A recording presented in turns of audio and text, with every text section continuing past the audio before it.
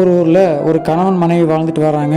அவங்களுக்கு கல்யாணமாகி கொஞ்ச நாள் கழித்து ஒரு குழந்தை இனம் பிறக்குது.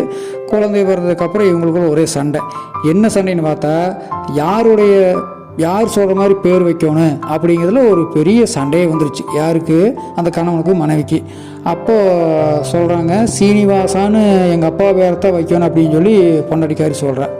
அதுக்கு அந்த கணவன்காரன் வந்துட்டு, அதெல்லாம் முடியாது, கிருஷ்ணன் எங்கள் அப்பா பேரத்தான் வைக்கணும் அப்படின்னு சொல்லி சண்டை போடுறாங்க. இது சண்டை முத்தி போயிடுச்சு. 2 பேருக்கு ரொம்ப நேரம் சண்டை நடந்துகிட்டே இருக்குது.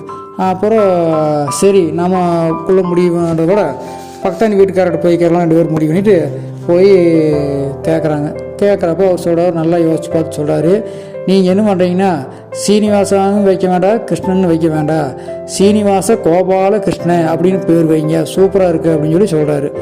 உடனே அந்த கணவன் வந்துட்டு, சீனிவாசம் வந்து அவங்க அப்பா பேர், கிருஷ்ணங்கிற எங்கள் அப்பா பேர், கோபால்னு நடுவில் வருது, இது யார் பேர் அப்படின்னு சொல்லி போட்டு குழப்பத்தில் கேட்குறாரு. யார்? அவங்க கணவன் கேட்குறாரு.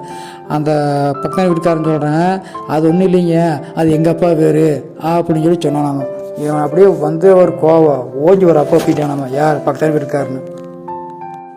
இந்த கதை மூலிமா நம்ம தெரிஞ்சுக்க வேண்டிய விஷயம் என்னென்னா, நம்ம விஷயத்தை நம்ம கூடயே பேசிக்கணும்.